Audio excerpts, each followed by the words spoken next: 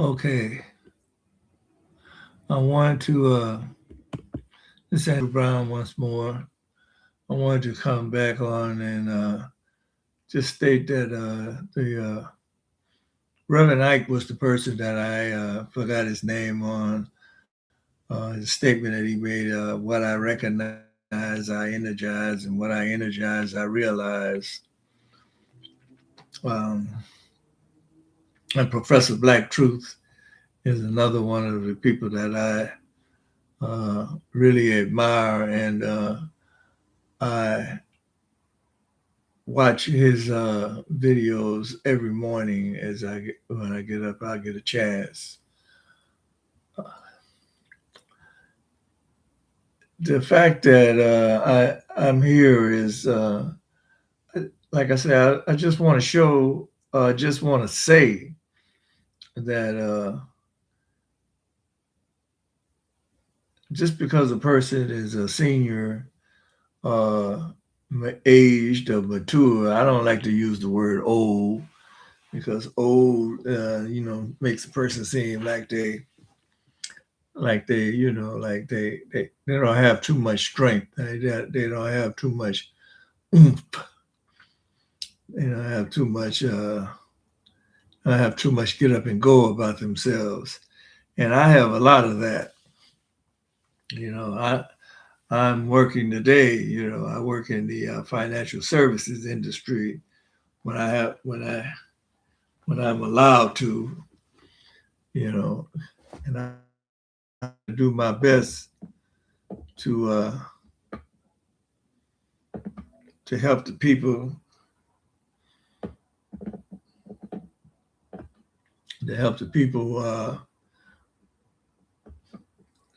whose finances are in shambles get an opportunity get an opportunity to talk, either see how they can not let their money outlive them, but that them no not they not let me around not that they outlive their money, but that their money outlives them, and perhaps show their progeny, some of this uh, financial legacy that we as a people have not been, you know, too staunch on doing.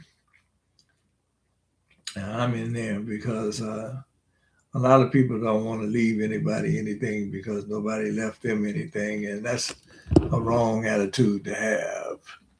I believe. I believe it's a wrong attitude because uh, that's why we, as a people, are in the position that we are in. That I want to be cremated, and I don't, I want to spend all my money up. I don't want to leave nobody nothing. You know, not to say that the other folks. I don't know what the other folks do because I'm not in there. I'm not in their parameters. I'm not in their perimeters. I'm just talking about black folk. We have to kind of like get out of that.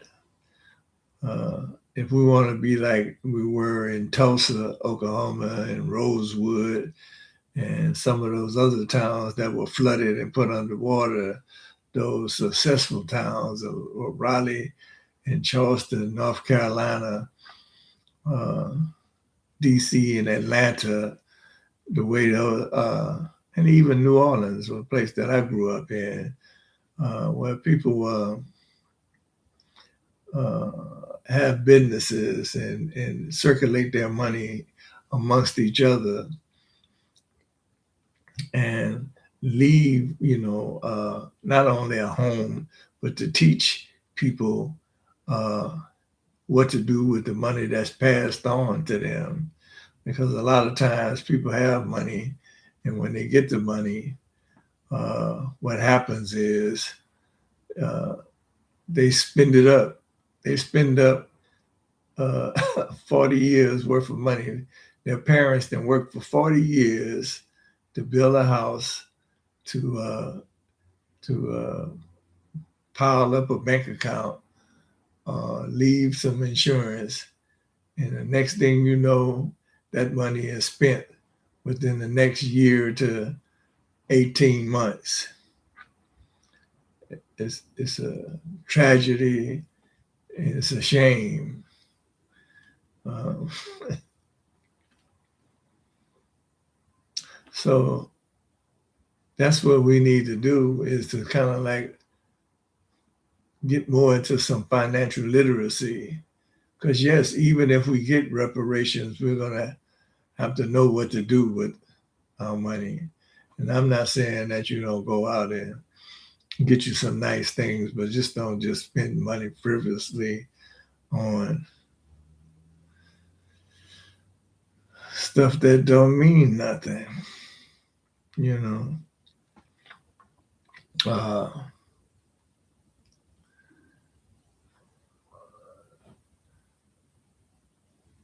that's what my mind is. My mind is about helping folk get themselves together, get themselves together.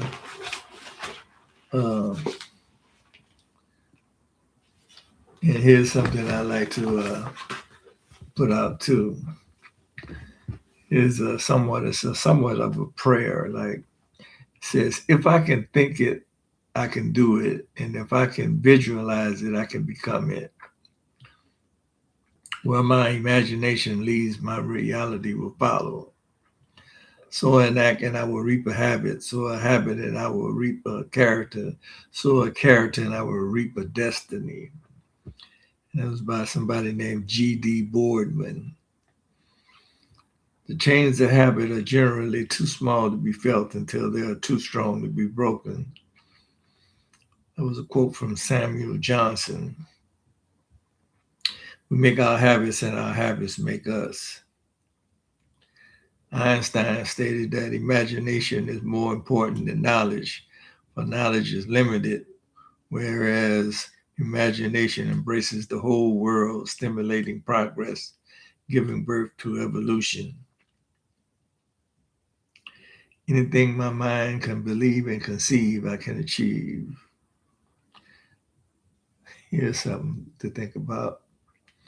How I feel is more important than what I think. My imagination is the blueprint for my future reality.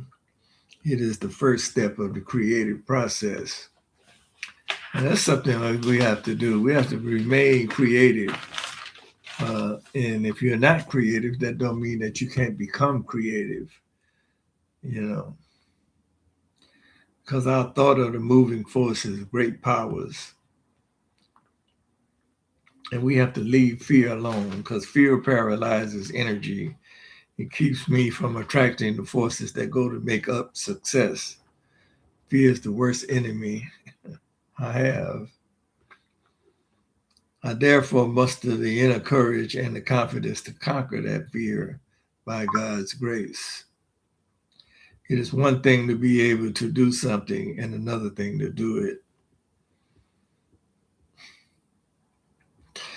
Here's something I do. I tackle everything with a feeling that I will utilize all the power within me to succeed. This is the kind of concentrated effort it takes to make it a success. Remember, we attract what we set our minds on. And if I look for opportunities, I find them. If I am the man I should be, someone is looking for me to fill a responsible position. So it's about getting to ourselves to be the man or woman that we should be. And people are going to be uh, opportunities are going to be breaking through barriers to get to you, get to you, so that you can be that person that you uh, have in your mind that you want to be. As I stated, I was homeless for a long time. before I start thinking and reading books and listening to tapes by um, Earl Nightingale and Brian Tracy and people of that ilk. Um, it says here, every day and every way I'm getting better, better, and better. When I get to the end of my rope, I tie a knot in it and hang on. I be prepared to do whatever it takes, forever how long it takes. My thoughts manifest in accord with my feelings about those thoughts. I then create a vision and reduce that vision to specific goals, then make plans to achieve those goals.